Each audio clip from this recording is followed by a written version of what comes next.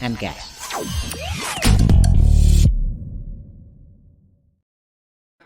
Ladies and gentlemen, welcome back. I know we have not put out a whole lot. Well, we missed our schedule. We generally like to do weekly uploads, but I've been busy with the move over here. But we do, never fear, because look, I'm delivering all the time. I have all these things working in the background. Sometimes you don't see them. We do have someone on the show today, and I'm super happy to have him. Some of you will remember, I think, a month or maybe a month and a half ago, we had Warren McGrew on, and we were reacting to some Calvinist content, and we reacted to some videos from the gentleman I will bring on in a second. And I always, when we react to someone, I always like to bring them on and then get their perspective on it. I think this will be a super fun and informative interview. But again, guys, as always, this video is sponsored and powered by StreamYard right up there. Has nothing to do with the fact we don't want to pay for the full version. They sponsor us, for all intents and purposes. So without any further ado, let's bring him on. The man, the myth, the legend, Keith Foskey. Welcome aboard. Hey, brother. How are you? I'm doing absolutely fantastic. Looks like you're having a fantastic day. I will let everybody know we're doing this kind of later on at night, so the energy levels may not be at like super max where they always are. But how are you? I'm doing well. And yeah, it's 9 o'clock where I'm at. So my kids are in bed. And this is actually my energy part of the day because I usually work. I put the kids to bed and I work for an extra 2 hours at night because it's quiet and my phone isn't ringing. So this is my time of day. So it's cool. There we go. That's fantastic. Yeah, I'm a night owl too, honestly. All right, let's jump right into the questions that everybody wants to know. First off, the boring one. We always have to do this as a disclaimer. Just tell us a little bit about yourself, about your channel, all that stuff. Then we'll get into the stuff everybody cares about. Sure. Well, my name is Keith Foskey, and you're at Your Calvinist on Twitter and YouTube, and the podcast is called Your Calvinist Podcast with Keith Foskey, and have been the pastor of Sovereign Grace Family Church for 18 years. So I pastor the church I grew up in, became the pastor at 26 years old, and you can do the math to figure out how old I am now. And I'm a husband and father. I have 6 kids. As I just mentioned, the kids are going to bed. So most important thing in life is following Christ and loving my family. And then when I can, I try to put out some funny content. Absolutely. Now, what I'm kind of interested in is, so obviously everybody knows you as Conversations with a Calvinist, Calvinism all over everything. Is that something you grew up with? Were you raised in that kind of environment, or did you just kind of read the Bible and that just made sense? No, I didn't become a Calvinist until after I was a pastor. And even that transition took time. I wouldn't call myself a Calvinist for the longest time, not because I was afraid of the word, but because I wasn't sure that I fit into that category. There were a lot of things that Calvin believed, and still there are things that Calvin believed that I don't. And so holding that title was a little bit of an issue. In fact, I bear that title as somewhat of a for a humorous reason. There was a pastor in my local town who is the pastor of one of the largest churches in Jacksonville. And Jacksonville's a big place, so it's a huge church. But somehow he found out who I was. Somehow he found out that I believed in Calvinistic soteriology. And I walked into a restaurant where he was at, and he saw me from across the room, and he turned to his son and he said, "That guy's a Calvinist," like really loud. And I stopped and I looked at him, and he looked at me, and then he kind of looked down like, oh, he heard me. And so from that day on, and I remember when it was because I wrote it in my journal. I remember the specific day and everything when it happened. It was a Sunday afternoon, and it was right after church. Had gone to eat in this restaurant. And from that day on, I said, you know what, if I'm the neighborhood Calvinist, if that's what people call me, I'm just going to own it. And so rather than running away from it, I steered into the embankment, and I'm going off the cliff, and that's where I'm at. He is bearing the moniker with pride, ladies and gentlemen. Right here, it says it on my cup, Enjoy Calvinism. And then right here, my name. Oh, really? I see. I thought that was a Coca-Cola cup when I was looking at it. Enjoy Calvinism. Okay. Okay, I see it now. Enjoy Calvin. One Okay, of our what? one of our church members made it for me. What is just staying on this is not actually a part of the 10 questions I pre-planned, but who cares? Throw them out. I'll get to them in a second. This is what everybody wants to know. But because you had mentioned just when you were researching and kind of getting into Calvinism, really, what was like maybe the more difficult hurdle at getting there? Because I know, especially when I started moving and really reading the Bible for myself, really starting to do serious theology, there's always hangups for how you get from one system to the next system. What was one of those hangups that took extra study to get you to where you were to where you were going? The hardest part about coming to the conclusions that I have about the doctrines of grace is being able to reconcile that man is still responsible for his sin, even in light of God being sovereign over everything, Mm-hmm. including the actions of people. And what eventually came to my understanding, the way that I have been able to justify that in my mind, is one, I believe the Bible teaches it. Uh, don't know what happened. Oh, look, we've lost Keith. Oh no. No, Oh, wait. I'm still here. You can still hear me, Yeah, I can but still hear you. Yeah. so No, I'm going to keep talking and I'm going to fix my camera. So give me just a that's second. all right. I'm liking the rainbow flag. It looks kind of nice. Yeah, yeah. Put the feeding the ducks on here, guys. There we go.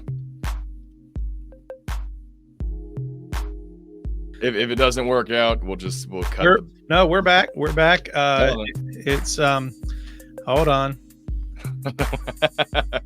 No, I all right. So the question was the how I justified or how I came to the Yes, conclusion about yes. God's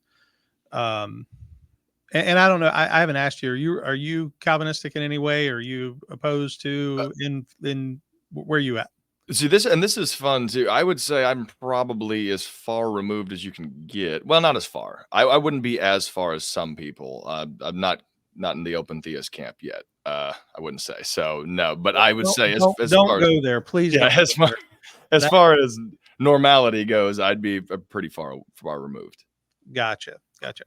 Well, like I said, being able to justify God's sovereignty is or not justify it. I don't feel like I have to justify God, but to be able to justify the concept of human responsibility is I do believe that men do ultimately what they want to do, Hmm. and I believe that men's nature is one that is corrupted by sin. This is something that I think most Christians believe at one level or another, that there's a corruption of sin. And Calvinism simply says that that corruption leads to a inability within man to exercise saving faith apart from an external working of God, or rather an internal working of God by his Holy Spirit. And so the coming to that conclusion helped me understand that it's still me and my desires that have to be dealt with, and it's still my sin that I have to be saved from, and therefore I'm still responsible. Mm-hmm. And so those are when you said what were the hurdles, that was one of them. Right. And certainly there are passages that you have to deal with. John 3:16 never bothered me. That's the one that everybody tends to run to. Oh, John 3:16 kills Calvinism. No, it doesn't, because John 3:16 simply says, "For God so loved the world that he gave his only begotten son, that whosoever believeth in him will not perish, but have everlasting life." There's not a Calvinist in the world that doesn't agree with that, because we believe that a person must believe in the Lord Jesus Christ to be saved. Mm-hmm. But we believe that that ability to do so comes from God. As Augustine, who I know people hate, some people, but Augustine prayed his prayer, which inflamed Pelagius. And it was the prayer that said, um, Lord, command what thou wilt, and give me the ability to do what thou commandeth. And so it's the understanding of the twofold. God can command what he wants, and then it's God who gives the ability to fulfill it. It is Mm-hmm. him who works within us both to will and to do his good pleasure, if we want a passage to go along with that. Yeah, absolutely. Yeah, and I love having a diversity of perspectives on from all different backgrounds, because everybody has a story of how they got from one way to the other, even if we disagree with their conclusion. Figuring out the story behind how you got there, I think, can help us really identify with the person, because a lot of times, especially in Facebook culture nowadays, we just slap a label on you. We say, well, I disagree with this and that, and there's not enough care that's given into, well, that person has independent thoughts, that person sees it a different way than you. Sometimes there's more behind it than just That guy's a Calvinism on many nights. Calvinist. Exactly. More that, to it than just that that guy's guy's a a Calvinist. Calvinist. That guy's a Calvinist. Well, okay, so obviously, especially recently, or maybe just you've been doing it for, I mean, because the first time I was introduced to you was through the denominational videos, obviously. I Yep, don't know. that's my claim to fame for It sure. may have been the gun range or the airline one, which I think the airline one is the best one by far. Still waiting for a sequel on that. I mean, they're all good, but the airline one was extra interesting. What is a character, because you play all those characters, what is the one that when you're writing it, or just like you know you're gonna have a good time with it? What's like one of your favorite characters to write and play? That's a great question. I don't think anybody's ever asked me that before. I most enjoy playing Big Eva Okay. because he's Yeah. so outrageous. Yeah. Uh-huh. If you love Jesus, you're gonna have monster trucks in your sanctuary. Uh-huh. That's just fun to say. Exactly. Yeah. It's ridiculous. Um, on the other side, I most enjoy writing for the Presbyterian Mhm. because he's the one who represents sort of the snobby, Uh-huh. reformed, I know everything, superior theology. That's where that Mhm. joke came out of. And so I like writing for the Presbyterian, but I like playing Big Eva. And so I guess I like writing for Big Eva too. But those two characters make every video. Uh, Yeah, those, I mean, I'll be honest, I think everyone's answer would be this: the Methodist character. Everybody loves the Methodist character. Have you given them names yet? Like, do you just name them by the denomination, or do you have like affectionate names of what these characters even would no, be named? they're named after their. In fact, my kids will because I have a box of costumes. That's what Mhm, they'll. It's right over there actually, and it's got all of the. It's got my Presbyterian vest. It's got my pink polo, which is my Methodist shirt, mhm. and then it's got the Big Eva, which is my Big Eva was originally supposed to be Rick Warren Oh, as a okay, yeah. flowery shirt, with the sunglasses, this sort of too cool guy. But then everybody's like, well, that's like old school Big Eva. Yeah, but it still counts, right? Uh-huh, It's not. uh-huh, uh-huh. I've never done like a Stephen Furtick Big Eva. It would be great if you did, though. Yeah, if I had That'd the be, pink sweater that he yeah. had, Mhm. I would rock that pink sweater hard. But no, my kids will say, put on your Methodist outfit or put on your Presbyterian outfit. My son, in fact, I'll give a plug for my son. My son is 8 years old, and the other day he Mhm. brought me his iPad. He has a little iPad he plays games on. He said, "Daddy, I made something I want you to see." And he had gone through his clothes in his dresser, and he had picked out 4 shirts, and he recorded 4 videos of himself playing the different denominations, and his Big Eva was great. I would post it on YouTube in a second if I thought people would not, people can be sometimes really. Exactly, I don't yeah. want people can say all the ugly things they want about me, but I want to be Mhm, careful with obviously with my children and mhm. putting their pictures out there. I'm a little more careful with that. But he had a shirt that was unbuttoned down to here, no shirt underneath. I always wear an undershirt, but he Uh-huh.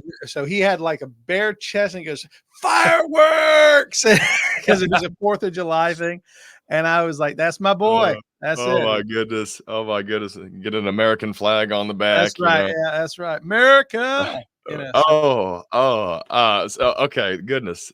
Man, now I need to see that video sometime in the future. The okay, so you interview a lot of people, obviously, and especially more so as of late. What's the best interview, or more, maybe not the best, because I don't want to have some of your interviews feel like that they're being discriminated against. What's the one that you found was like really interesting, something that just comes to your mind of like, I really enjoyed interviewing this person, hearing what they had to say, or just getting them in the same room, or well, same Zoom call?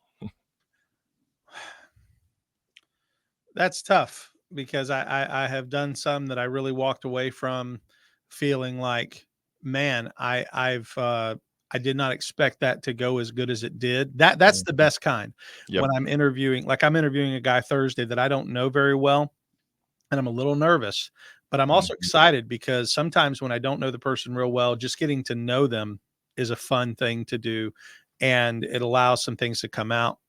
Uh, Probably my most meaningful interviews have been my time spent with James White, because he and I have known Mhm. each other for years, and getting the chance to just sit and talk with him was great. Probably the ones I'm best known for as far as interviewing is Leighton Flowers, Mhm. which is the opposite Mhm. extreme, right? James White and Leighton So, Flowers.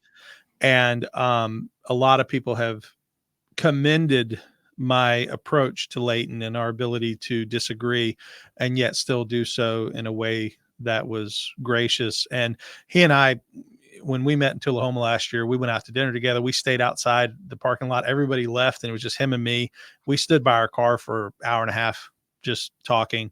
I mm, wish I could have recorded that conversation, because not that, I mean, it was a private conversation, so it wasn't something I would have recorded, but just to have that memory, that was, mhm, I think I've had good interviews with them too. Um, mm. but I also enjoy interviewing young men. I interviewed your brother, obviously, Yep, absolutely. Yeah. and I enjoy that because young men who care about the faith, who care about the word, and who want to discuss it is my bread and butter. That's the kind Mhm, of guys I want to spend time with, because that's the guys who are going to be here, you know, after I'm dead. mhm. Well, that's a nice thought to put in there. You're never gonna die, Keith, don't worry Oh, about well, it. I mean, I'm be with the Lord, but I won't be Yeah. here anymore. Yeah. Yeah. Oh, well, I mean, yeah, the interview that you did, by the way, guys, if you haven't seen the interview that he did with my brother Josh, you should go watch that. I found it fascinating, very interesting. Obviously, anyone who's subscribed to this channel knows that we're on very different sides of the coin on that issue, which has made for a very fun talks in our family for several years now. But still, very good. I really enjoyed how that was handled. But yeah, I would highly recommend watching that one. Let me ask this one. This is maybe a little serious, but I do want to get into it. So, if John Calvin and Martin Luther entered a hula contest, who do you think would win? John Calvin was, I think, probably the winner, not because I'm a Calvinist, because I'm people who know me know that I'm a huge fan of Luther. I love to teach on Luther. Anytime the opportunity to teach on Luther, like I'm going to be in a conference next year, and it was like, well, what do you want to teach on? I said Luther, because it's just my, such a fascinating person. But John Calvin was known to play games on the Sabbath, which was kind of a big deal. Like that was, one of the arguments about the Sabbath comes out of the fact that he would go and play this ball game that they would play, and others would say no, it's a Sabbath, you can't do that. And so I think there was a streak of fun in Calvin that I did not know that. nobody ever thinks about.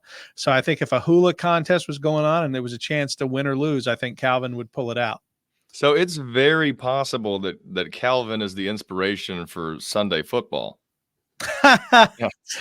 Which Probably not, but that's a great which is connection. great. I mean, like all the churches that don't, the Super Bowl has always been a problem for them, but who knows? Maybe that all finds its roots back in Calvin somewhere.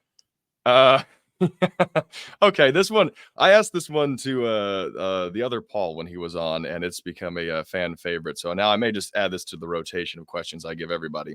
All right, if there was an Olympics that was taking place and all the church denominations were sending representatives, the best of their people, to this. And by the way, I'm including not just Protestants, we're looking at the Orthodox, the Catholics, anything that is quasi under Christendom. Now, obviously, not the Mormons or Jehovah's Witnesses, but like pretty broad here. There'll be a lot of people coming in.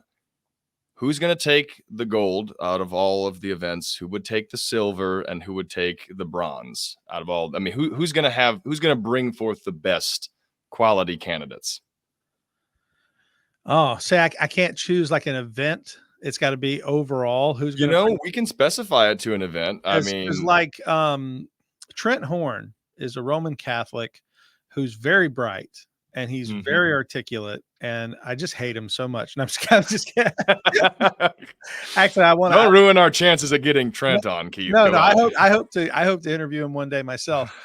He's very smart. He's very articulate, and he's a nice guy. I met him at the James White debate, and he at least was willing to shake my hand and take a picture with me. So, good guy in that sense. Obviously, a poor reprobate Roman Catholic, but again. It is what it is. Yeah, come on. But I think he would be up there. I think he would be the guy the Catholics would put forward. He seems pretty athletic. He seems pretty spry.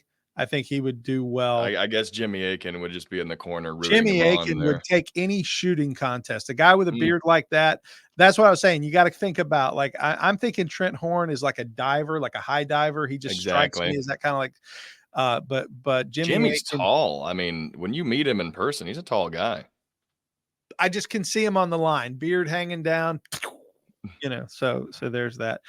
As far as the Protestants go, Vodi Bakum is going to win the judo competition. Okay, no doubt. There we go. That seems like that's a no-brainer there. I mean, I almost want to take that as a given at this point. Sure. But then again, they don't have Taekwondo in the Olympics anymore, but if they did, Jeff Durbin would be. That is true. He was a Ninja Turtle. Let's not forget about Big Eva here, because I mean they now have all those buff guys that are coming out with the tattoos and preaching in the churches. So I mean, Pastor Spike. I always call them Pastor Spike, even though I don't know their name. That's just it's always their name. Spike. Yeah, if you ever see any articles, I write articles, and anytime I have to make up a name for a pastor of a Big Eva church, it's Pastor Spike, because I just assume, until I know otherwise, that's going to be his name. See, when you say that, I get an image of Todd White in my head. Pastor Spike reminds me of a Todd White. I heard such a great joke the other day. I don't know who said it, but I wish I could give her credit. It was a lady on Facebook. She said every time Todd White tells a lie, he grows another dreadlock. I about died. I just thought it was the greatest joke. Oh, my goodness. Todd White, I think he would be a cheerleader, a male cheerleader. But that actually makes good sense, honestly. I mean, as far as just a pool of candidates to pick from, obviously the Catholics just have everybody beat out of all the people they could pick from. But I mean, I don't know. I kind of want to say, I don't want to be a homer here with the Southern Baptists, because I just don't think that they would succeed very well, because I mean, they're all kind of overweight, let's be honest. But hey, yeah, I'm with you. If you've ever been to a Southern Baptist church, let's be honest. I mean, we got the Lutherans. I mean, potentially, I don't know if the Presbyterians would even show up. I don't know. They got the way the Presbyterian church is now. The most there's a church 10 miles from my house. It's in the next town over. It's Hilliard, Florida. Pastor's name is Jesse Pickett. Dude is an Adonis. He's just, he's super jacked. I mean, this is just huge dude. And he, and I saw him, cause I've known him for years. I've known him 20 years. And I saw him the other day at the Callahan Fair. Well, I guess about a year ago now. And dude walked up, he had a muscle shirt on. I was like, you're killing me. You're killing me. Oh my goodness. You just, and so I would put him on my team. I'm like, I got Jesse and he's the Presbyterian, but, and I hope he sees this one day and laughs. Cause I call him, my jacked Presbyterian friend. Oh my god. Well, okay. So there may not be any specifically correct answer here, but if you had a gun to your head and you had to put a 1, 2, and 3, what would you go for? For the intuition, gold, silver, and bronze. Ah, man. Well, of course, Pope Francis has to take the gold. There we go. I don't know. He's got all the other treasures of the Christian faith. Yes, he's got the gold. He's got the tiara, and any man who is, confident enough in his sexuality to wear a tiara, of course, as the Pope, he's, This is the day that Keith gets us banned from YouTube. I'm sorry. And then silver, I would have to give to. I would give it. I know you said you don't think the Presbyterians would show up. I think they would. I think the Presbyterians would show up. They like to compete. They like to win. They like to be superior. So all things so that competitive edge. And then You just can't beat a Baptist at a buffet. I'm gonna put the Southern Baptist in it. Oh, there we go. We finally make the list. Yeah. I was hoping for it. I mean, I think Paul had put it was the Anglicans, obviously. I mean, he's an Anglican, so he put him up top, which is cheating, I think. I almost need to put that out. You can't put your denomination at the top. As Yeah, that's what I Anglicans, thought. That's why I didn't do. Yeah. Yeah. I mean, you can, but everybody in the audience is going to think that we're not being fair, playing a little fast and loose. Okay, another great one here. If you had to recast the Beatles with church fathers, who's John, who's Paul, who's Ringo, who's George? I'm going to really embarrass myself now. I am not a big music guy. In fact, normally when I'm driving down the road, I listen to, well, most of the time I'm listening to sermons or books because I listen to books on tape a lot. But if I'm not, I'm listening to stand-up comedy. So if you ask me, who the top 4 greatest stand-up comics are, I could give you How about that? How about that? Let's get the top 4 stand-up comics because I do want to hear this one. Seriously, some of these might offend some people. No. I seriously do because I have, I will agree with you if you say one I like. Brian Regan, one of the Brian best. Regan's fantastic. One of the best ever. One of the best. Jeff Foxworthy, one of the best. Jeff Foxworthy is great. Jeff Foxworthy actually sold more records than Bill Cosby. Oh, and really? That's amazing because Bill Cosby was one of the top selling comic. And of course, Bill Cosby is who Bill Cosby is. And I'm going to put Bill Cosby on the list prior to 2005. Okay. There you go. Well, he was still doing it in 1980. Well, I'm just okay. I used to listen to Bill Cosby to go to sleep at night when I was a kid. So I like that whole thing. And then Robin Williams. So Robin Williams is fantastic. Yeah. So that's Mrs. Doubtfire is my favorite movie to this day. Yep. We talk about the comedy Mount Rushmore, and there's guys who are a little bit beyond what I can tolerate as far as mouth, and language. Guys like Chappelle, who are very gifted, but are very gifted. I would have a hard time promoting them. And then guys who are just consummate professionals like Seinfeld. But again, Exactly. I do comedy, so I enjoy everybody's abilities. But Seinfeld's never been my type of humor. But me neither, by the way. I respect him, but never my humor. That's right. I respect what he does. But going back to your question about John Paul, my hardest part is knowing who would fit for who, right? Because I know, I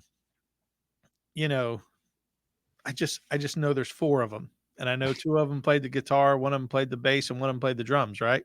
I guess one of them played the piano too. Is that Paul who played the piano? Yeah, I don't see. That's the whole thing. I'm so bad. Yeah, I was hoping that you were going to carry me on this one, being that you're a little older than me, because my Beatles knowledge is okay, but it's not like masterclass version. So I was like, I'll pick something that he'll clearly carry me in the question, and then we end up here. Did you ever see the movie That Thing You Do? Is that the one where the guy that there's this blip in history and no one knows the Beatles music anymore? No, that's Yesterday, I think is the name of that. No, That Thing You Do is about a band in the 60s that had a one-hit wonder, and it's their rise to fame because of they get a top 10 song, and the name of the song is That Thing You Do. Tom Hanks is the promoter in the movie, and then there's 4 guys. You as a person who grew up around music, you would love it. It's a great movie. I love to introduce it to people because it's such a good movie, and the song in that movie is great. But basically, it's sort of like if the Beatles were in America. 4 guys, they rise to fame. And so that's kind of my, because I'm a movie guy, not a music guy, that's what I think about. So you just need 4 church fathers, right? Just throw me 4 church fathers. Just give us we could even make it a Mount Rushmore if you want. I mean, that kind of covers the same sort of basis.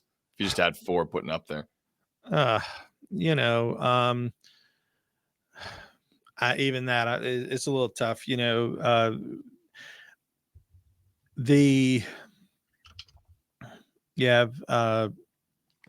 so some of these guys are outside of early church, because of course I'm going to say Augustine. Right, Augustine, a lot of people put him there. 6th century, 5th and 6th century. He's not exactly early church. Exactly. Well, it doesn't.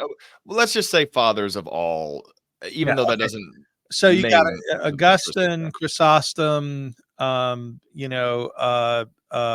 Athanasius, hugely important at the Council of Nicaea, and Saint Nicholas.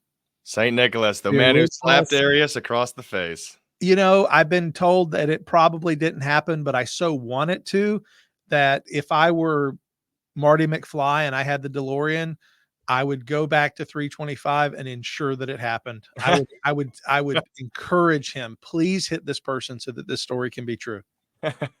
I'll be honest, it didn't stop me at all. I preached a sermon on the Nicene Creed about 2 weeks ago, and I didn't stop from telling that story. I mean, Oh, how could you not tell that story? I always say this is possibly apocryphal, but there is some historical merit to it. We do believe he was at Nicaea. We do know that he was censored Mhm. after Nicaea. So something happened. I hope it was the punch heard around the world. Maybe not. But again, because I mean, who doesn't want Santa Claus to be, a hot-tempered guy who would just smack you across the face? I want it so desperately bad that I can almost taste it. So, as far as doctrines Mhm. that you deeply, okay, let's say that you respect them, maybe you like admire them, but you're not there. This can be things that like you're close to being there, or you're maybe as far away as all get out, but there's something about it that you're like, there's something about how these people do this, believe this thing. I admire it. I'm just not there. I'm basically a cessationist, even Hmm. though I'm probably a leaky cessationist in the sense Hmm. that I'm not as firm as some of my um like if you had two wild extremes, like you could say maybe a Justin Peters as very Right. hard line cessationist Exactly. versus a Michael Brown who's open to so much. I Yeah. would fall probably, if this is Justin Peters, I'm probably here. Like I'm still on this side of the line, but I'm not you know anywhere near where Michael Brown is. um, but I have sympathy, and this probably get me in trouble if people want to send me an email. Send all your email to the Pope at Vatican.cu. He forwards it to Keith. They're best friends over there. That's right. That's right. Uh, I put him as a gold medal winner. He's got to be my friend now. exactly. That's No. why I set you up for that question, by the way. So I have sympathy for the charismatic position for this reason. And again, this is what probably get me in trouble. And I know at least one person who's going to roll over when he hears me say this. I think the scriptural argument for cessationism is weak. Hmm. That's my position. Is I think the scriptural argument for cessationism is weak. Even though I have made it, I understand what it is. I understand how we get there. I think that the argument for the continuation of the gifts can be made based upon certain passages. Where I find my best argument against the continuation, the normalization and continuation of the gifts is historically. By Hmm. the time we get to guys like Justin Martyr, he's writing about the gift of tongues and he's saying things like, "We don't even know what this is." Like Hmm. when we read this in Corinthians, we don't even know what Paul's talking about. So like Hmm. within a few hundred years, there was confusion in the church as to what that even meant when they said, Hmm. to speak in an unknown tongue or to speak in tongues. And so I have sympathy for the position based on scriptural exegesis, but historically, I'd have a lot of issue. And this is Hmm. where I find myself um, in the biggest debate with people from that camp, because I do argue from history. I say, well, we don't see these things in the mainline church being practiced, and then they'll say, well, the mainline church is corrupt, and then you got to Hmm. fight that battle, and Hmm. and so it creates a new type of argument. So I know that was Exactly, a long answer. exactly. No, no, that's perfectly fine. I mean, I shouldn't say this, but when we had Warren McGrew on here, each answer was like 15 minutes or so. So we're very much used to very long and just for anyone out there, just as clarification, a lot of people think, well, I guess the majority position is that the canon is closed in 95, 96 or so. I don't know if I would hold that. I think it's at least Revelation is completed before that. I'd say somewhere before 70. But if you want to take that late dating of it, you got Justin Martyr, who is, if I'm not mistaken, he's 166 or 184. He's really early on. So that is he's not too disconnected. So the argument that Keith is making, obviously, if by that point they're having trouble with this doctrine, it's not like we're talking about, Augustine, 500 years removed. I mean, he's pretty close to the church and where they should be if this is, kind of a mainstream idea. Yeah. And that's the thing. We don't see in the early church fathers references to these things and defenses of these things. Mm-hmm. So that's another one of the arguments that I make about the fact that they ceased is this is not the way that the arguments were going. Exactly. I guess if you were really trying, and not to belabor this because we're not doing continuation or cessationism, but if you were really trying to like parse it out, I guess you could go to Montanus and the Montanists pretty early. I mean, they're 200 or so, but even they, if you want to look at contemporary sources on them or Eusebius's writings on them, seems like they're a very progressive kind of Pentecostal group that are getting new revelation from God and falling on the ground and having panic attack, all this stuff going on. So I don't know if I'd go that route if I was trying to prove, the historical significance of the doctrine. Yeah, one of the things, and I like you, I don't want to spend too much time on this, but I do want to add one other thought. If you look at the early Pentecostal movement with what happened in the Azusa, quote unquote, revival and those things, yep. The people who were most responsible for that were saying at the time, this is a revival or a renewing of these gifts. That assumes a cessation at some point. If they believe that it was a revival of something or a re-giving or these gifts were coming back to life, that assumes they weren't in practice prior, right? So even their language, if you read the and I have his name I just can't think of it right off in my lessons that I've taught on this. He said, we're experiencing, an outpouring of the Spirit, a new outpouring of the Spirit. Well, if it's a new outpouring of the Spirit, then that means it hasn't been happening before. And so I think in a sense, we're all cessationists because everybody has to believe in some level that what the apostles were doing is different than now. Even if all you believe is the apostles were giving scripture and we're not doing that anymore, unless you believe in an open canon. And very few Pentecostals that I know believe in an open canon. Or you're a Catholic. I mean, yeah, if you believe in the apostolic succession, sure. Yeah. And on that note, actually, if Protestantism fell off the face of the earth tomorrow or just did never exist, and you have to choose between Catholics and Orthodox, which one would you favor? Now, obviously, neither one for you would be like a great situation, but like of the two, which one do you think you'd favor more of? I'd become a Catholic and then start a new Reformation. Okay. All right. No. I would be honest though. I would. Protestants have more in common with Roman Catholics than they do with Eastern Orthodox. And a true Protestant, and by that I mean a person who is Protestant because of the Protestant Reformation, has much more in common with Roman Catholic history than they want to admit. This is why you will often hear people who are from the Baptist persuasion try to argue for a different line, and they'll argue they're not Protestants and things like that. If you've ever sat in on a Lutheran service, if you've ever talked to a Lutheran, I mean, they're very Catholic in a lot of their thinking as far as, much of their view. Obviously, they differ on main things like justification by faith alone and the rejection of transubstantiation, things like that, even though they believe but even that's a sticky subject for them. Yeah. They believe in sacramental presence, but not a representation of the sacrifice, and particularly a propitiatory sacrifice. That's where Rome really gets it wrong, in my opinion. Is on the mass. The thing that they make the centerpiece of their worship is the very thing that has become idolatrous and I would say heretical. Is how they understand the table, not because they believe it becomes the body and blood of Christ, but because they believe that in that there is a renewing of Christ's sacrifice, which doesn't need to be renewed. It doesn't need to be repeated. It does not need to be represented. It is a once for all sacrifice that needs to be remembered, but not performed.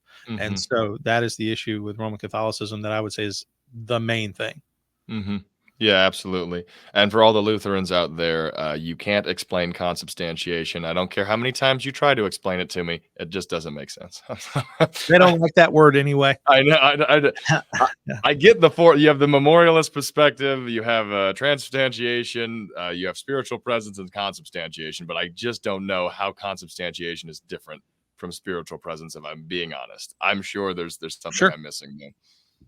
But that's why I'm not a Lutheran. That's why me and Keith are not Lutherans. All right, so we'll end up the interview segment with this. This is one. This is a staple. We always have to ask this one. I will let you know. We are tallying all of the responses to this, and again, when we're all dead and gone, this will mean something great to someone. I don't know who, but it will. Right now, one of these options is down. I'm not going to tell you which one it is.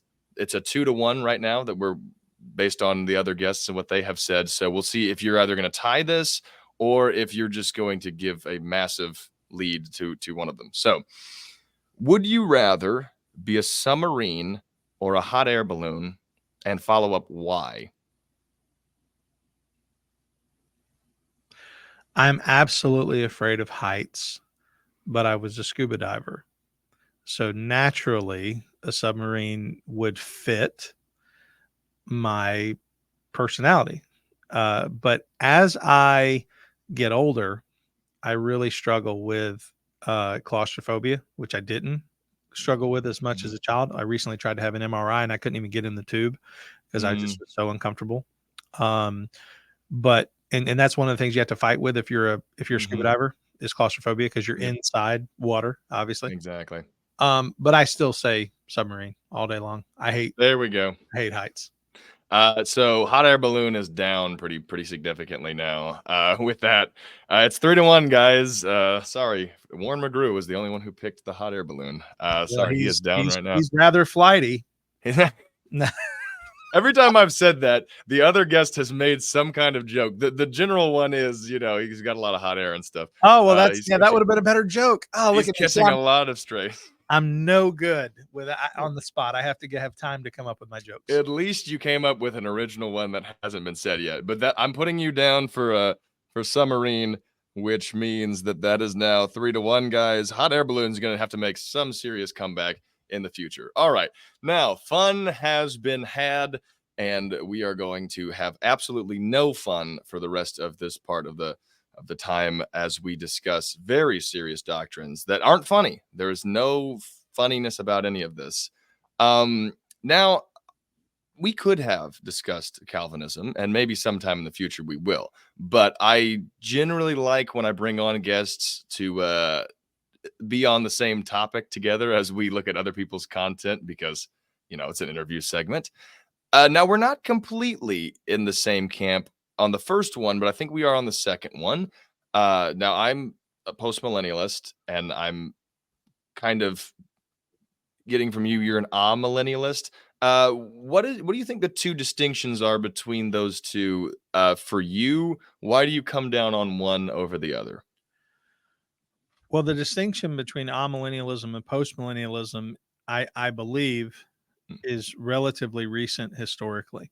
Mm-hmm, When you look at the older writings on this subject, pre 20th century, you find that postmillennialism and amillennialism were basically the same thing.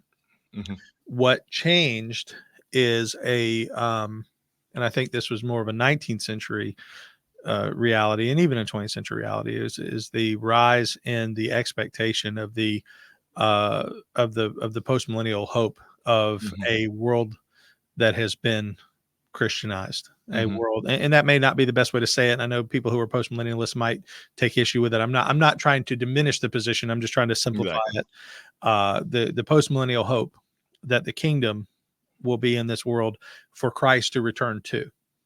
Mm-hmm, And so Christ returns to a world that has been won for him. mm-hmm, And the amillennial position holds the position that Christ returns to save the world, not to a saved world. And mm-hmm, so that's the best way to describe the difference. Is the amillennial position tends to look at history with more of a neutral perspective.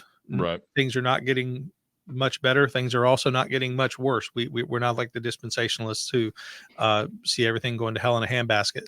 It really Exactly. is. It really is. And I hate to call it this way, a middle way. And I'm not even an Anglican, via media of the Anglicans, Yeah, me either. but the the wheat and the tares. This was my conversation I had with Doug Wilson, Mhm, when I said I think the wheat and the tares is the picture of the world. In fact, when Jesus is explaining that parable, it's one of the few parables he actually defines everything.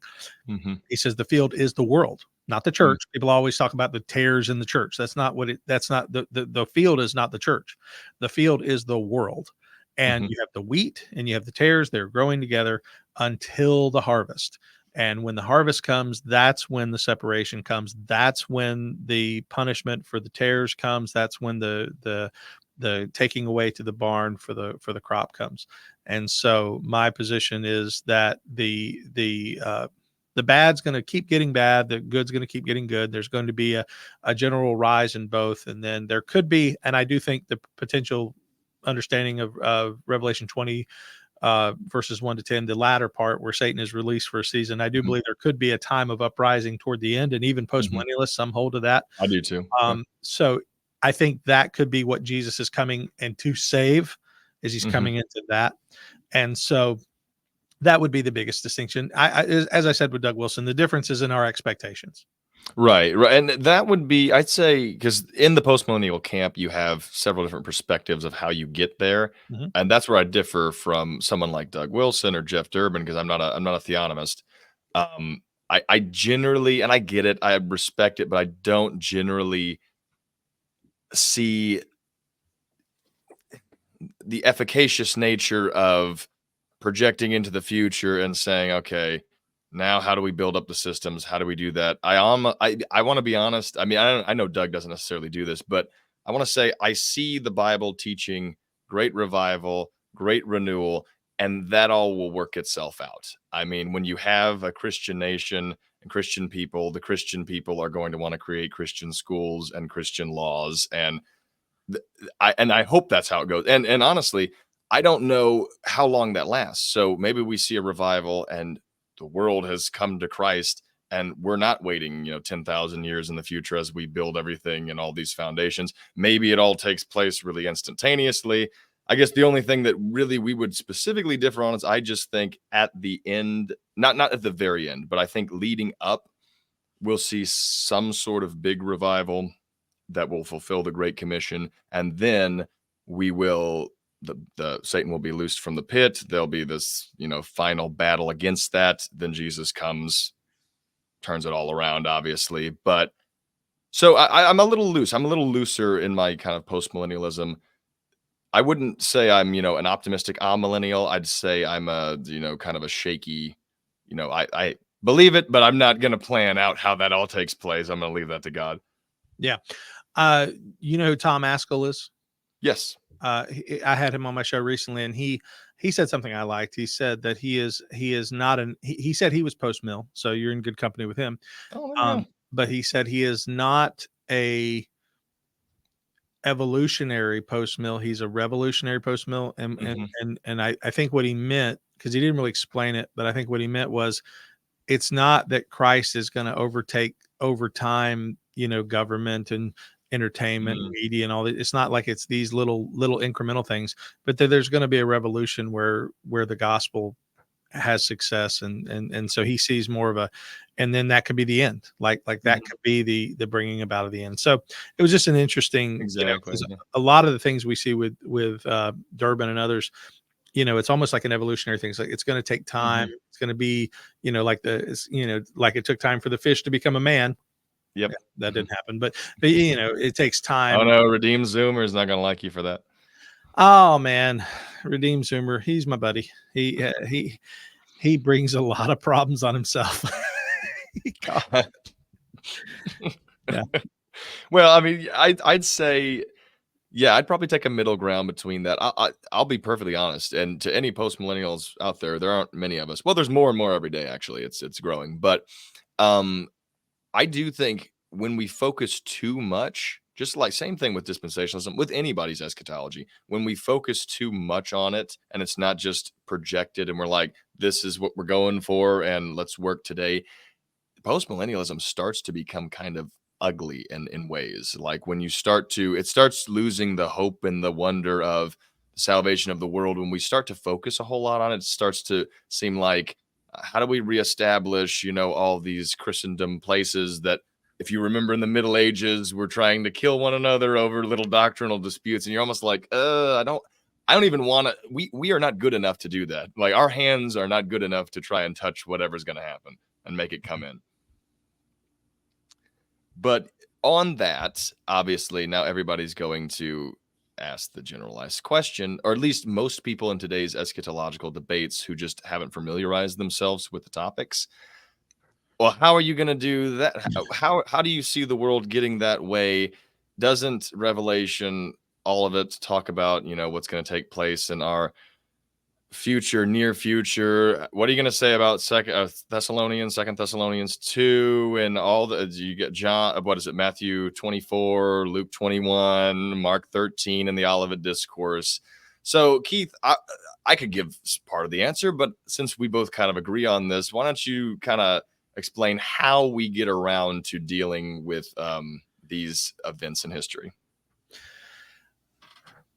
Well, it's interesting because in 3 weeks, whenever the 27th is, I don't know. I have a debate coming up with a brother named Lucas. Can't think of his last name right now, but I need to start advertising the debate because it's being held on another brother's channel. I was invited to come in, and he's going to teach the premillennial position, and I'm teaching the amillennial position, or I'm debating for the amillennial position, which is I'm essentially debating for both of us.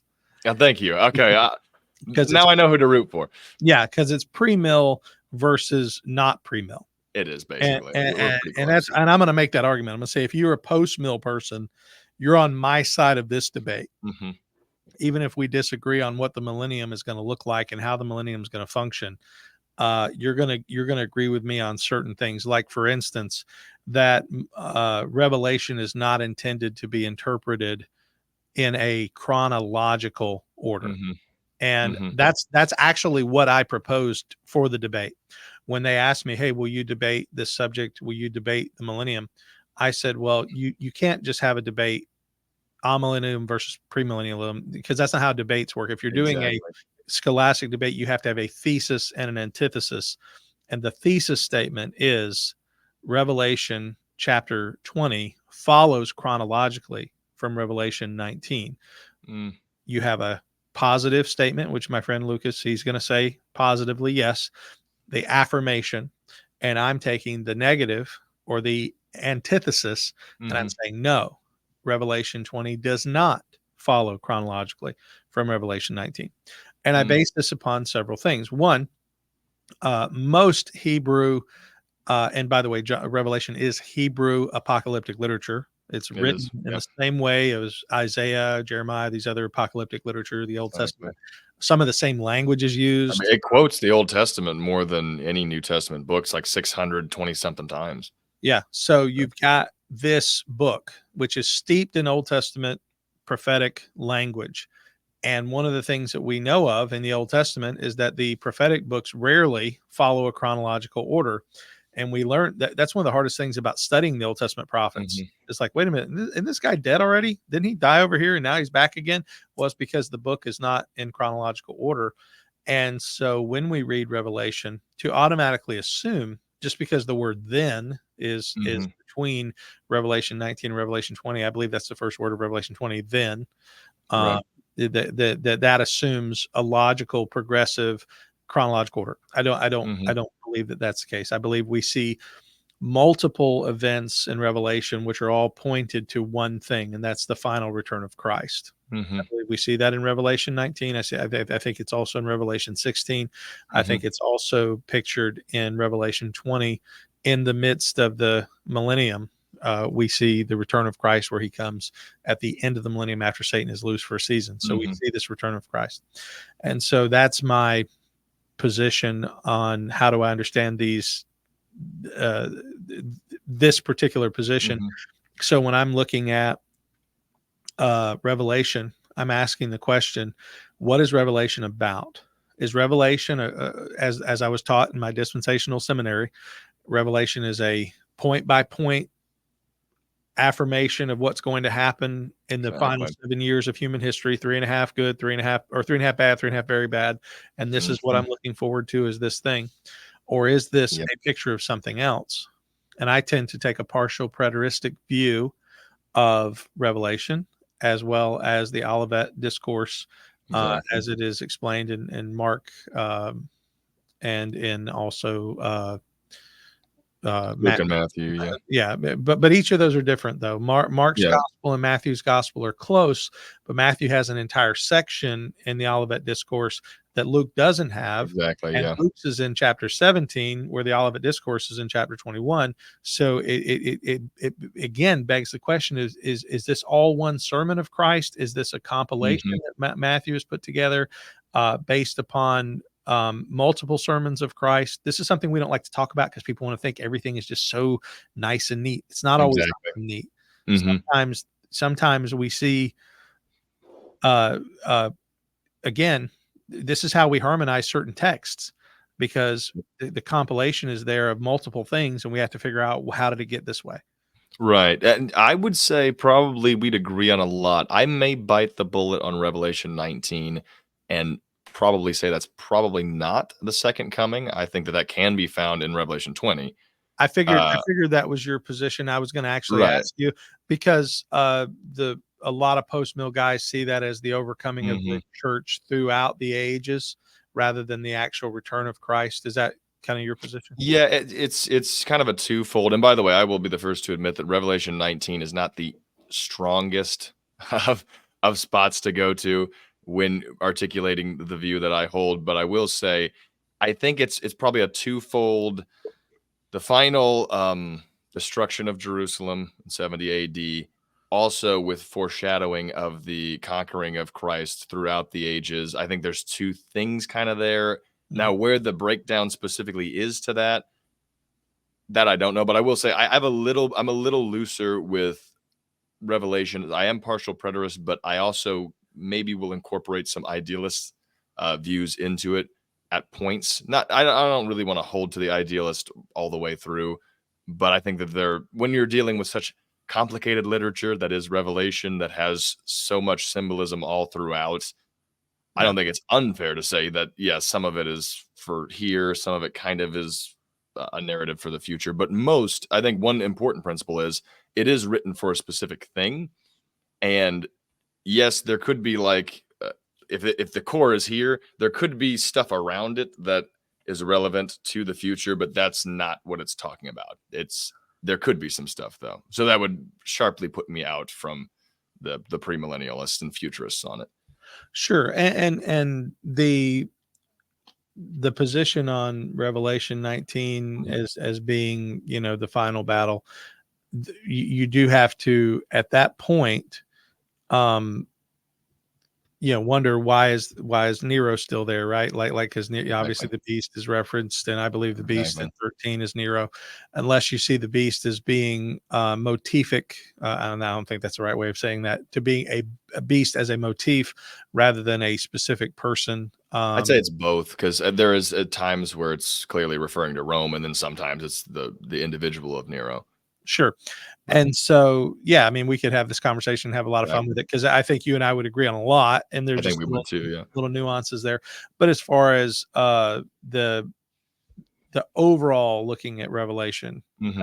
I think most of it is fulfilled in AD 70. But as my Exactly. fellow elder Mike has said, the partial preterist view helps make sense of it in a context of history, but the idealist view, which sees it as a motif for throughout history, Hmm. is also reasonable. And this is why you Hmm. have guys like the reformers who took a historicist approach, because they're Exactly. seeing it happen in their day. They're Exactly. seeing the Pope behave like this Antichrist figure, who he's literally going around and he's burning people for their faith and doing these terrible things. And this is the same thing we saw Nero doing Hmm. in 66. And we see these things happening, right? And so Hmm. you when you see it, like, yes, it happened, and it's still happening, and even Exactly. today, Are we seeing these things? So I think that's where a mixture of historic, I'm sorry, not historic, a mixture of partial preterism and idealism, they can be strange bedfellows, but still Right. go together. Well, and partial preterism, as it comes into the limelight a little more, and it's always been there in scholarly circles, but I mean, with the rise of dispensationalism, with the rise of late great planet Earth and Hal Lindsey and Left Behind, it kind of has gotten out of the American zeitgeist. But as it comes in to, and books are being written on it, and people are starting to see, oh my goodness, this some of this makes sense. Now we have this kind of third way of premillennialism, which I don't know if it existed before. Maybe it did. I haven't done my research on it, but the progressive premillennialism that now doesn't necessarily want to deny the kind of fulfillments we can point to, but at the same time doesn't want to affirm those as being the fulfillments. So it's kind of like a reverse of what we're saying with, preterism, partial preterism. It was fulfilled here, and then the idealist perspective, it does continue to be fulfilled. They kind of say, all right, the preterist perspective, that was a partial fulfillment of something or a sign and a shadow to the future when all of it completely gets fulfilled. Which, I mean, that is kind of a new novel idea, but it is starting to make waves among old dispensationalists. Yeah, and I don't know this for sure, but I have a feeling it's because some of the things to me are so obvious. Some of the things Exactly. I think so too. clearly point to what was about to happen in AD 70. And this is Clearly. why I know we're going to watch some videos soon. I Yes. had you gave me the benefit of seeing them beforehand, which is Yes, nice. they're great. Yeah. But some of what they say assumes so much Mhm. about that. So, yeah. Yeah, this is the I will say that this is the core of things. And when I heard post-millennialism the first time, I thought it was the most insane thing in the world because no one explained to me there was 4 perspectives on Book of Revelation and other parts of the Bible. I was like, "Well, how do you get around?" And it was an impossible task. And then I got into these other perspectives, started looking at them, and by the way, through a very critical lens because I grew up heavy dispensationalist. I grew up with the Left Behind books. That's all I knew about them. I knew there were things that didn't make sense to me, but I wasn't a Bible scholar, so I didn't care enough to be like, oh, let me go search this out. But there was always that problem for me of just, things weren't fitting properly, and a lot is assumed. But I don't want to belabor it too much as we get into the videos that we have to take a look at here. But that is a good setup for everybody on where we are, what we hold to. I will say, here's real quick for all the audience. When we did this with Paul last time, as we brought the YouTube platform on, I have these in playlists, and the videos, once they're done, we'll start the next one if I'm not quick with the trigger and pausing them. So if we have serious problem, I'm looking for a solution to this, guys, outside of downloading them onto my computer or just having like a bunch of YouTube tabs open. But it is going to be a problem today, but today we will platform John MacArthur.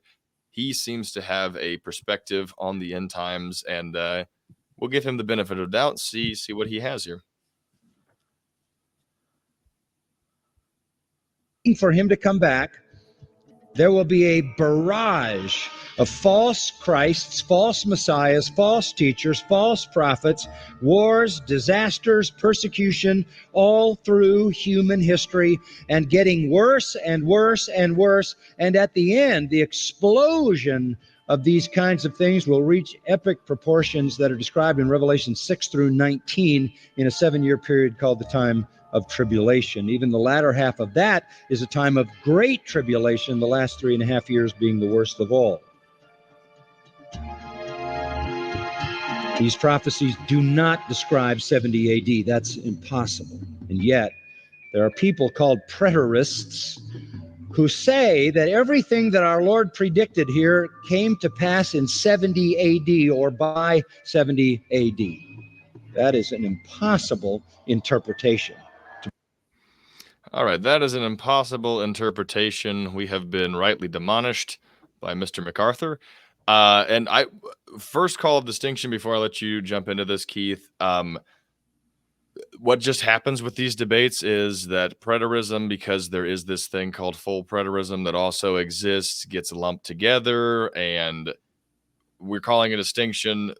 Full preterism is, I hate to use the H word, but sometimes you have to. Full preterism is a heresy and not one that we hold to, that states that Jesus has already come back in a spiritual way. There will be no bodily resurrection and all that kind of stuff. So I don't want to be lumped together with that. But what is your overall perspective there of what Mr. MacArthur has posited? I respect John MacArthur so much, but on this issue, I think that he is wrong. I mean, obviously, I think he's wrong, but I also think that he is not necessarily fair to his opponents, because I don't think he feels like he really needs to be, because to him it's just not, this is not possible. This is, and that's what he said when he said this cannot be this. Well, you're right, it cannot be this if you assume all the things you're assuming. One of the things that you have to do if you are a partial preterist, or if you are even going back a step, if you're a Calvinist, right? Like, I could say to John MacArthur, John, I would never call him John, but if I say Dr. MacArthur, Johnny boy, yeah, J Mac, what's shaking? What's up, fam? No, J Dog. Say, Dr. MacArthur, Calvinism cannot be true because First John says that that the world is has received the propitiation, and you believe Jesus only died to propitiate for the elect, and so because of that, you cannot be right.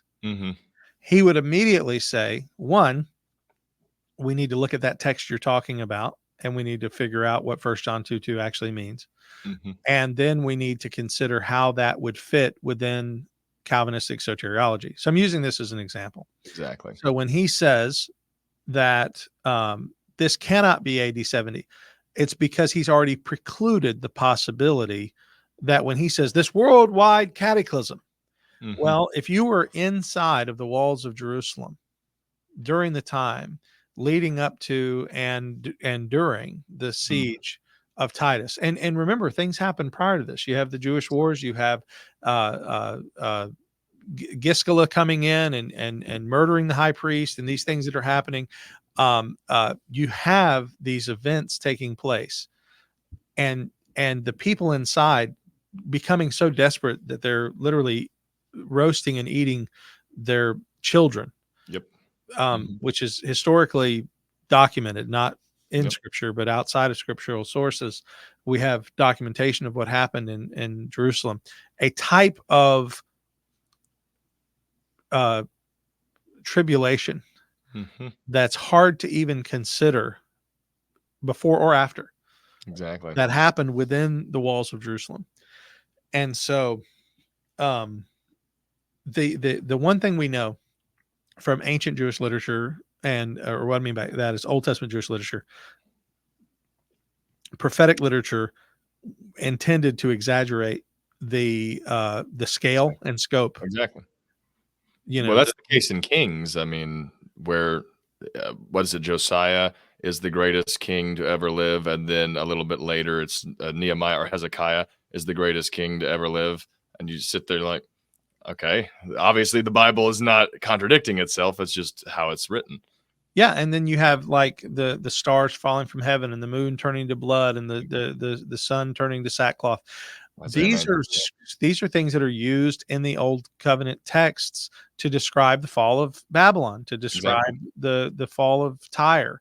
These are things that are used of other falling nations. What other language would be used to describe the fall of Jerusalem, the final destruction of what represented the Old Covenant system, because the New Covenant has come, and has the New Covenant has replaced the Old Covenant forever, because Hebrews 8:13 says that the Old Covenant has been made obsolete and is no longer needed. These are things that we would say Dr. MacArthur, you are confined by a system which tells you it can't be, and therefore you come to that conclusion. Exactly. And I think that that will end up being probably the main frustration with a lot of this, is that it's not that there aren't good objections to preterism, it's that they often are not made by the people who are objecting to it. Because it almost seems like they don't feel the need to research the topic well enough to make those objections, which I get it. It's not new, but it hasn't been popular for a while. But just on your point, yeah, I mean, you have things like Isaiah 13, Isaiah 19. Yeah, well, 19 was the coming of God on a cloud to Egypt, but Isaiah 13, which directly in 10 and 11 talks about the same language that Jesus uses in the Olivet Discourse. I mean, the moon's going to turn to black and the stars are going to fall out of heaven. And clearly you read to 17, it's talking about the invasion of the Medes coming in, to exact the justice of God. So it makes perfect sense that that could be Rome for Jerusalem as he uses it. But obviously, we'll get a little more into that as we move on with some of these videos, because they touch on a little more. This may be the next one, and I may end up pausing a little bit. There's one of these that is a 10 objections, and so we don't miss anything. But let me see. Beware of end times deception.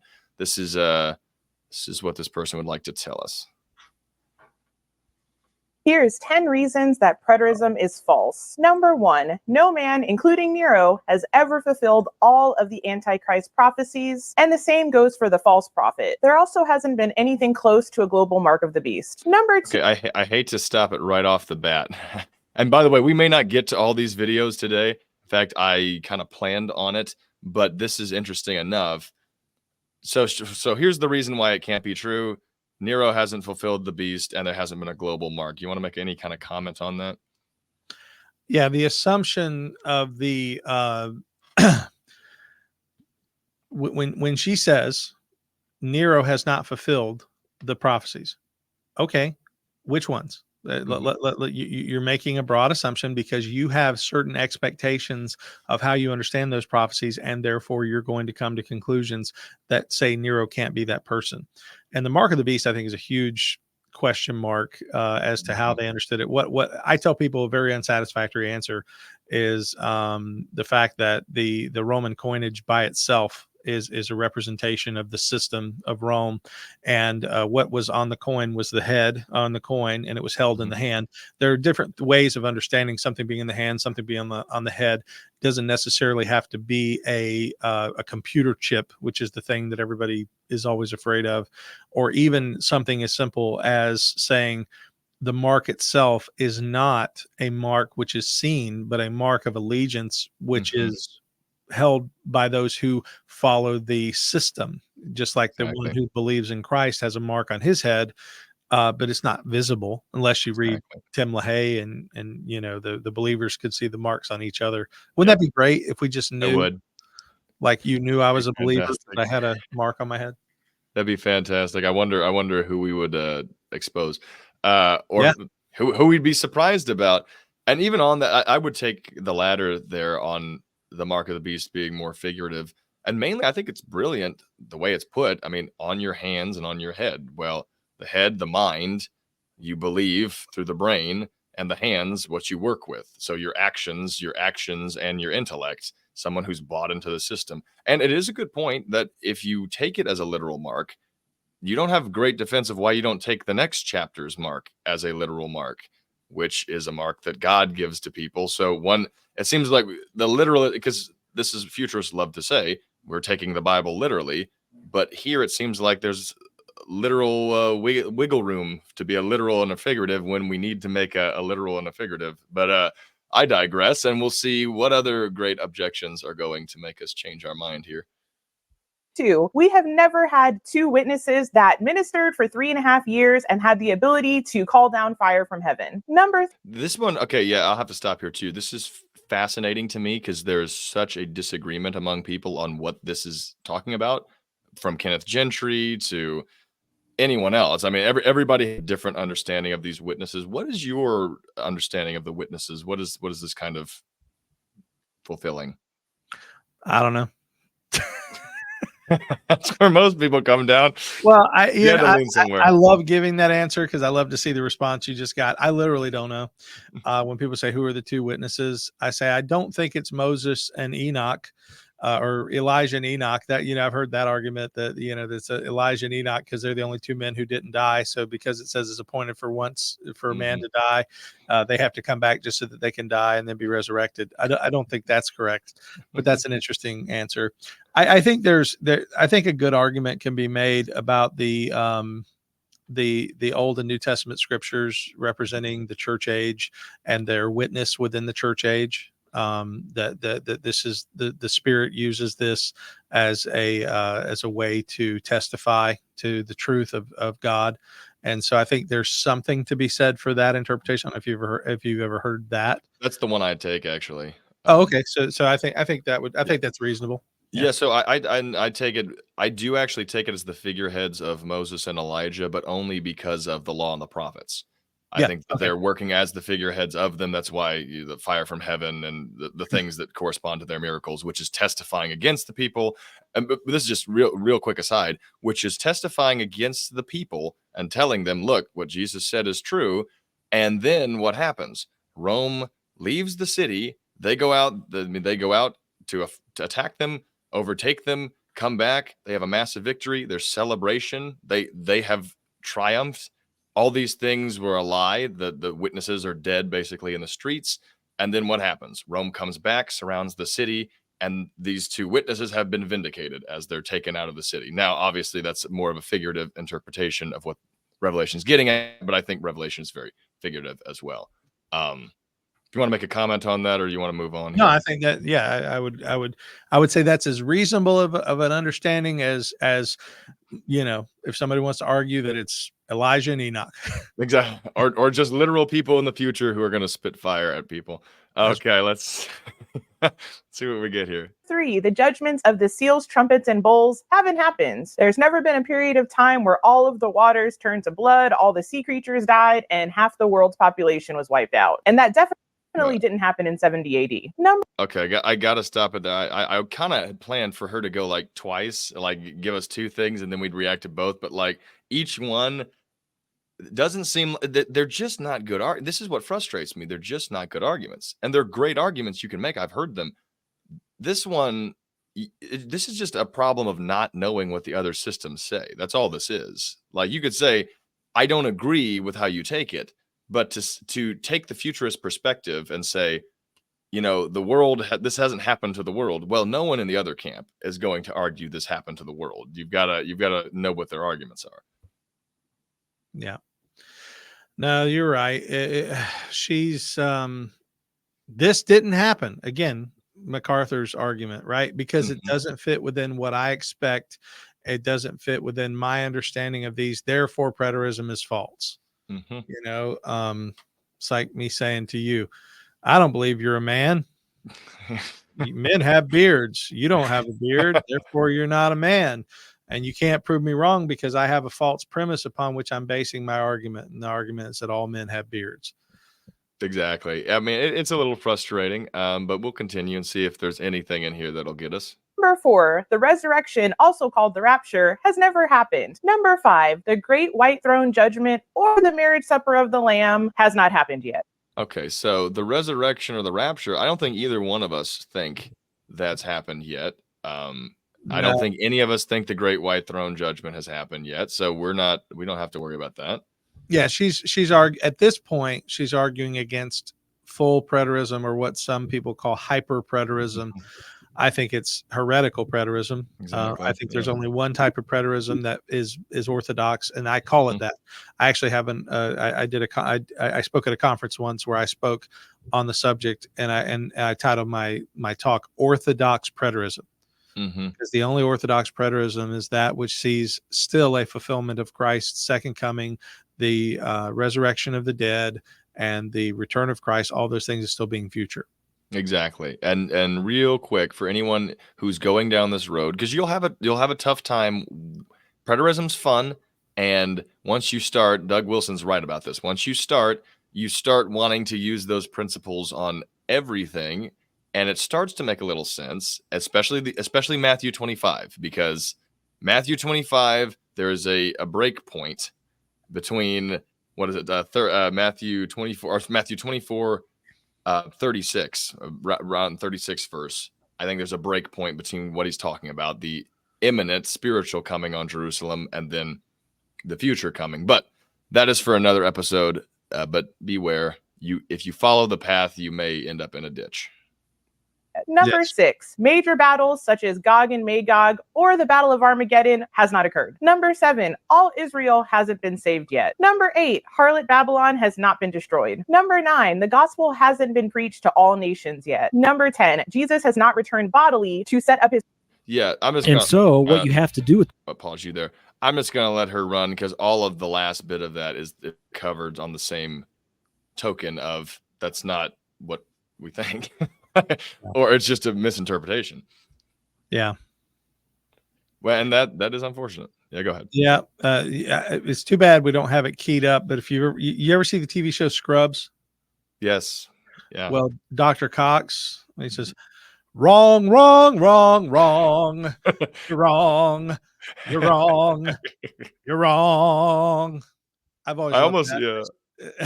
almost feel like Willy Wonka, wrong, sir, wrong. It says here in section 33B. Okay. All right. So we have dealt with that. Let's take a quick look. Let's look at what he has to say here. I need to platform him real quick. Wait, is he not platformed? Oh yeah, I just moved us off. There we are. What do we have here? The rest of that prophecy where it goes on to talk about Jesus is ruling and reigning over all the earth, that Israel is being restored, that 1/3 of Israel that remains from Zechariah 13 that's carried over into 14 and they're being restored, that has to spiritually mean the church somehow or something. You have to go on and explain with a very strange interpretation what it means that Gentiles are involved in this kingdom with Jews all celebrating the Feast of Booths together, and that the nations that don't do this, or the peoples that don't do this year after year, they're going to be disciplined by the king who is physically there in Jerusalem that has been lifted up over the rest of the land, that's been flattened to be like a plain. And so what does any of that mean if it's not literally future? You have to just come up with a totally allegorical, metaphorical, spiritual. Okay, so this gentleman is referring to Zechariah 14, I believe. Tough topic for some people. I will point out before I give you a crack at it that if he wants to take it that way, then he needs to also take the animal sacrifices that way towards the end of it. And I think that would create a very weird problem. And I've not heard a sufficient answer to this, especially in the dispensational camp, of why that is not a massive problem for the once and for all sacrifice of Christ. Oh, I've heard their argument for that, at least the dispensational argument for the reinstitution of animal sacrifices in the millennial kingdom. That's what you're referring to? Exactly. Yes. Yep. The reinstitution of animal sacrifices in the millennial kingdom, according to the dispensationalists, are in the same way that the animal sacrifices pointed forward to Christ in the Old Testament. These point backward to Christ in the millennium. And so what you end up with is sacrifices that ultimately are pointing toward the sacrifice of Christ. And so it's still just like the Hebrews passage says, the blood of bulls and goats does not take away sin. We know that all of the blood and bulls of goats in the Old Testament all pointed forward to Christ. They would say they pointed that the ones coming in the future point back. I'm with you. I think it's exactly, yeah. I think it's nutter butters, but as far as that's their answer, is that those sacrifices are not blasphemic sacrifices, because that's what I would argue is you got an issue of blasphemy here, because you're essentially going back to a sacrificial system which has been abolished by Christ. You're going back to a system God said he didn't even like, if I'm not mistaken, in one part of Isaiah, that he didn't like the fact that the animals had to die, and wanted that not to be the case. Yeah, I'd have to look at the passage, but right. Yeah. Ultimately, the system was in place for the purpose of pointing to Christ. Every sacrifice from the animal skins that covered Adam all the way to till the time of the new covenant, we have the things that point to Christ. But once Christ has come, Colossians chapter 2, once the substance is here, the shadow has been put away. and these things are a shadow of the things that comes, but the substance belongs to Christ, Hmm. and so there's no need to do that anymore. And as far as the guy is, I mean, obviously he's pointing, the guy in the video, Yep. he's pointing to a difficult passage. Mhm. One of my elders, Brother Mike, I mentioned him earlier. He has preached on that. He's been helpful even to me to help understand some things. And I'm willing to say there are some passages that I would say are difficult, and you and I might even interpret differently because of your belief in a post-millennial hope here, and my belief in the spiritual kingdom and the return of Christ. So I don't think he's proving his point. I think he's arguing based upon a text and saying this can't be the church. I always hate that. I always hate when they say, well, see, this can't be fulfilled in the church. Why not? What the church, this is the part, and this is, hear me now. I know you're listening, but your audience, we're an hour and a half into this. So if you've stuck out this long, don't punk out on me now. Don't stay for the next minute. When we talk about this idea of the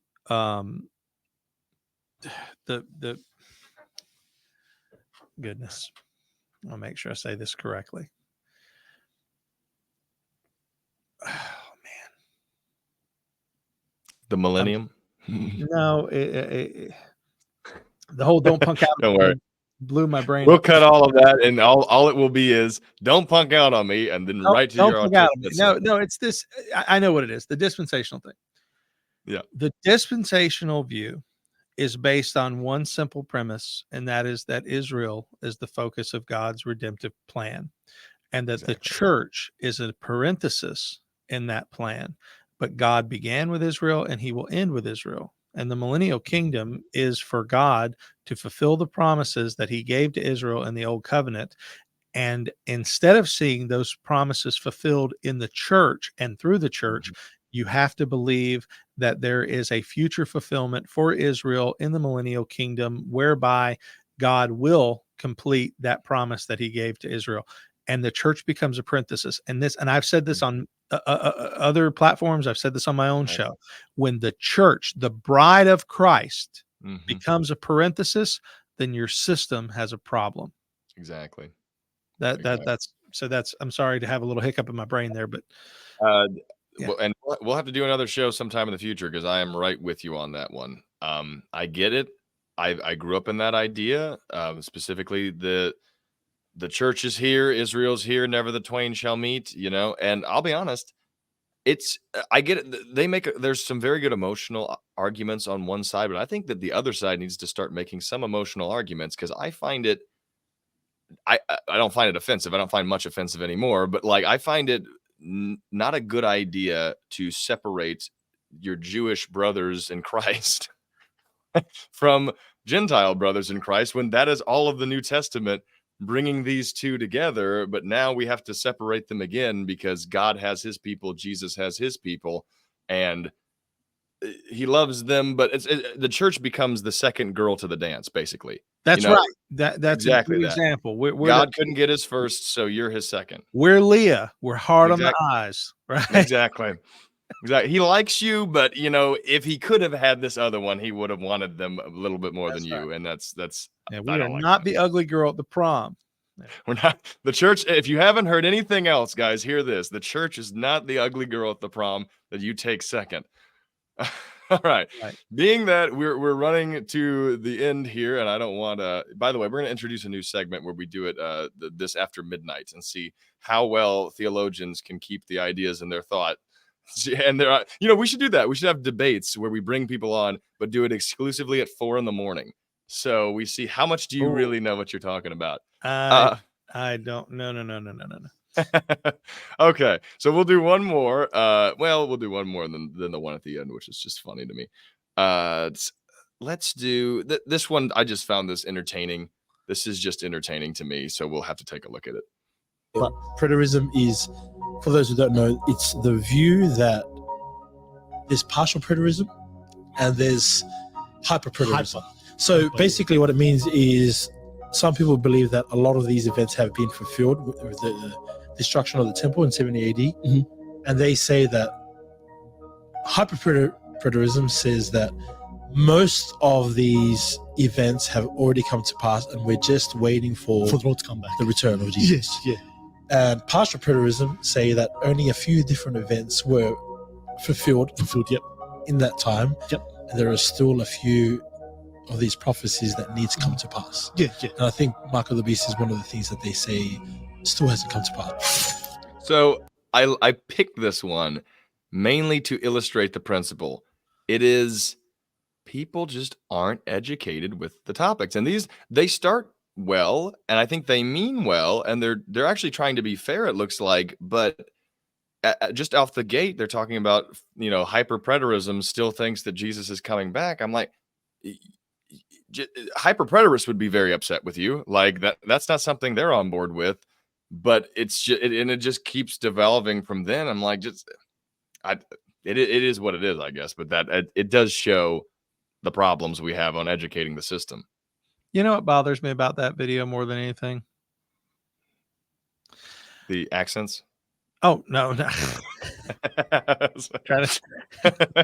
are you trying to do, sir? No, what bothers me is they have a really nice studio with some really nice microphones and really nice equipment. And this is my 10th commandment violation coming out when I see things that I like I'm like, you know what, you don't deserve that equipment. Like what kind of microphone do you have? You have you have what looks like it's just kind of like a Sam's. It's like $40 off Amazon. This is not a expensive microphone. Okay. Well, I have a SM57 with a presidential pop filter. I don't know if you've ever heard of that, but this is the same microphone that the president uses. If you've ever seen come on, man. There's two of them on the podium. They have them in a double mic setup, and I want to get that. I want to get two of them and have two mics right at my face. They're not even separated. They're just two like shotgun, like double barrel. And this is a great sounding microphone. I really like it. But the microphone that he was talking into is a $250 Shure microphone. And then you have the next one up, which is the SM7B, which is a $400 microphone. So Yeah. I'm kind of a tech nerd when it comes to that kind of stuff. Like I enjoy looking at like that kind of stuff. And when I see a guy wearing, specialized headphones, he's talking into a almost $300 microphone, and he's sitting in front of, sound baffling material. And then he's talking like that. I'm like, dude. Dude. So that's, I know that's so sad. That had nothing to do with anything. But I agree. That's how it's like when you're watching a trivia show and you know the answer, but all of the contestants keep guessing the wrong answer, and you at a certain point you start screaming at the screen like, "It's Tom Hanks and Forrest Gump!" Like seriously, it's not even a hard question, guys. It just is what it is. Now, that was this. I picked this one. I've said we haven't had great arguments for futurism or against preterism throughout this whole thing. I was able to find one that I honestly think will. I don't have an answer to this one. This is pretty definitive in my point. Like I don't know if we're going to be able to come up with something. I'm really curious because I've been thinking for weeks on how to answer this one. I can't even continue with the joke, man. I lay it on me, Slick. Okay. I always I laugh at everything, but here we go.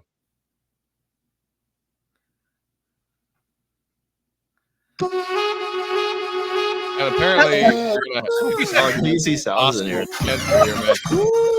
That's awesome. Welcome to Arcade. With this plugin, you Antichrist. He will try to say that Jesus is not Lord. He's not nice. He'll behead you if you follow Jesus' word. Antichrist, he's not nice. Take his mark, you'll pay the price. Antichrist, he's not nice. He will take away God's holy sacrifice. I gotta be honest, hell has been very quiet since this mixtape dropped. I don't think that I guess Satan's working on his response video. I'd be very interested in hearing. That is just high quality writing of limerick nature right there. That rivals the man from Nantucket who put all his fingers in a bucket. Well, let me just say this about that. One, can you bring it back up just for a second? Oh yeah. Hey, don't threaten me with a good time. I can absolutely bring it I back up. just want to know, is this a green screen, or did he cart that giant keyboard out to a ditch? Because that's not even like a creek. That's in Florida. That's just a ditch. Mhm. And did he cart the keyboard out to a ditch? And by the way, I think everyone in the comment section should come up with a list of at least 5 words that rhyme with Antichrist that are better than the word nice. Because that was his Antichrist. He's not nice. He'll take away God's sacrifice. Okay. You got to come up with 5 words that rhyme with Antichrist that aren't nice, because that was his level of poetry. I guess you have rice, heist if you want to try it. Don't get it to him. No, well, heist is better because at least Antichrist and heist both have, because nice doesn't technically rhyme with Antichrist. I mean, what I love the caption here. Don't be a weird Christian. Also, me right there. I almost want to recaption it like, you know, the one mom tells you to go play with the neighbors down the street. The neighbors down the street. You know, everybody has their own. By the way, to answer that, I think he did. He seems like the kind that would tote the piano all the way out here to lay this excellent track. It's irrefutable, honestly. I mean, what am I going to say? The Antichrist is nice. I mean, what am I going to do with that? I will say a little spotty on taking away God's only sacrifice. I don't know, would he try to take it away or fully taking it away? I'm not sure where he lines up on that. That man is fantastic. He has some great videos that we will be doing in the future, by the way. I don't know if he's still uploading. I wish he would. I mean, this is like 7-8 years ago. This is back in the heyday of dispensationalism. But, you know, I mean, John Hagee, you know, Ralph Sexton, all it exists. It's out there. I mean, and it's fun to look at. I mean, if you fall down on that side of the aisle, great. We have hyper preterists over here that we make fun of. So I guess everybody has their own in their camp. Just think of it as Thanksgiving. All right. Everybody comes to the family. Not everybody is going to be. There's some people that you don't want to bring to the debate as your second sometimes. And that's right. And I think this guy, like, you know, if you were, I would say, you know, he probably loves Jesus. Oh, probably, yeah. But I don't want to have dinner with him. We'll see each other in heaven and Jesus be like, I know him. There's some people that I'll cry at their funeral, but I don't want to go on vacation with them. I love what a pastor once said. We'll end with this, but I love what he said. He said, Jesus is the light, and God is the light of the world, and the light shows the way in the darkness for sinners, but it also attracts bugs. So sometimes you just have to deal with both of those issues at the same time. But honestly, Keith, first of all, thank you for enduring with me up to 10:37 here. You are the second longest interview that I've ever done, but then again, I've never done one this late at night. And was Warren the longest? Warren was the longest, and I demand that I stay longer. And so let's find something else to talk about, just so that I can send him a message and say I beat you on the gym. Okay. No, I'm just kidding. You got 20 more minutes to spend. No, I really am tired. Warren, you can have it, buddy. I really did enjoy the podcast, but I'm not gonna subject everybody to 20 minutes of me looking for something else to look at. What could I rant about for 20 minutes? I guess you could always talk about 80s movies. That's always a good topic. You know, I'm not using my posters anymore. Have you seen my old videos with my posters? Oh no, why aren't you using the posters? Just concerned with some copyright issues and stuff showing up in my videos. They're still here. They're behind this black backdrop that I put up, and it's You're breaking my heart now. Hey, I love them. They're still here. I just want you to know they didn't come down. Okay, I'm glad that they're still a part of us in some way. They're still here. I can always draw the curtain back and look at them with great joy.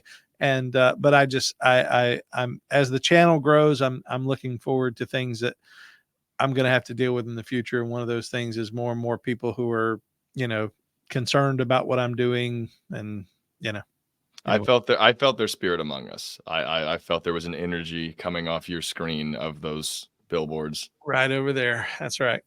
All right. Before we let you go, I got to know what's your favorite movie of all time? One Crazy Summer with John Cusack and Demi Moore. It is, it's not great, but I love it. And it's my answer to that question. I've been asked that question many times. It was, it has made an indelible mark on my soul. Do you even know the movie? I've never heard of the movie, but now I'm going to go watch it because of you. Well, let me tell you before you watch it, I'm going to give you a few little, anybody who's going to watch this. The movie is not a spoof, but it has spoof qualities. So imagine a movie that's trying to be serious, but adds in sight gags that are totally intended to be a joke. Like Princess Bride, kind of? Well, no. You've seen Naked Gun? Oh, yeah. So, okay, so like airplane stuff, like stuff. But like it's that kind of humor, but in a straight movie. So, Okay. like, here's one of the sight gags. It's like within the first minute of the movie, so it's not like a spoiler or anything. John Cusack is getting ready to go to his high school graduation, and his cat is in his lap, and he throws his cat down. He says, "Go home," and the cat runs into its cat house, like it's like a little dog house, but for cats. And on the cat house are all these little small heads of animals that he has killed, like little trophies, like you see like a deer head, like a mouse head, a chipmunk head, and it's the most random sight gag, but that sets you up for how funny, like that's the kind of stuff you have to look for. It's not like in your face. It's just like, okay, that was funny. And here's the best part of the story. About 6 months ago, my friend Adam, who's a pastor at Amelia Baptist Church, which is in the next city over from me, he and I are good friends, been friends for years. He sends me a message. He said, "Keith, you're not going to believe this." I said, "What?" He said, the director of One Crazy Summer is joining my church.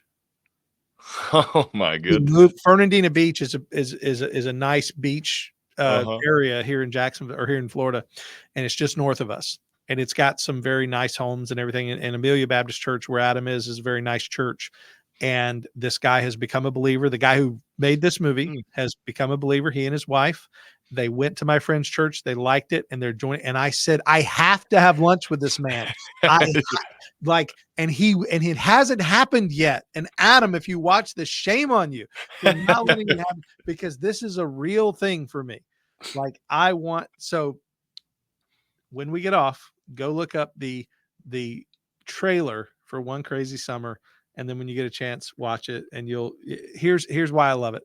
When I was a kid, we didn't have cable, but we had basic cable, which was like, you had certain stations, but we didn't have like, good cable. We just had the most basic channels.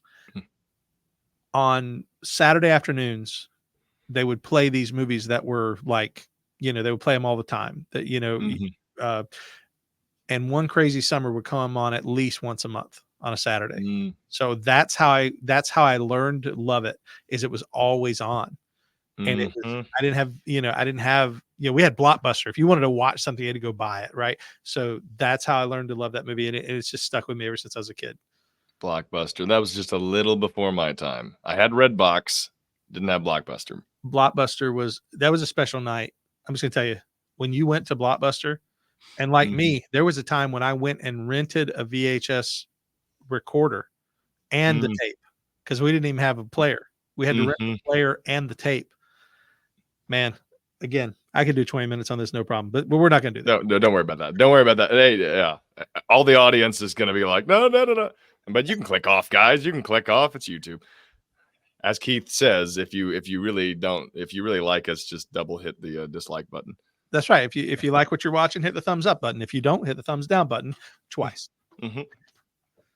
It gives us 2 demonishments, and you really want to do that. You want to let us know how angry you are. YouTube remembers that. Oh, goodness. Well, that we'll throw this in the books. Anyone who wants to fight in the comment section, you guys feel free. You don't have immunity today though, because last video you did, Paul said he would be in there, you know, watching out for me, unless Keith wants to get in the comment section and watch it out. No immunity, so be nice. We will remove you if you're not nice, but if you're being nice, argue to your heart's content. It's a joy for me to see that. Respectful conversations. You may not be a preterist or a partial preterist. Well, you may not be a partial preterist. I hope you're not a preterist. Most of you, I don't really want to debate in the comment section. Not all of you, but a lot of you are not the nicest of people. If you're a futurist, you can debate there. Idealist, historicist, anybody's welcome. Just be nice about it. And Keith, thank you for being on here. We'll have to get you back sometime in the future. I'm surprised. I mean, look, we have a lot more in common. Even though you're not a Calvinist, there are always weird connections that can be made in people's theology that sometimes completely surprise us. Amen. Well, I really enjoyed it. Thank you. Absolutely. Well, here's the stinger.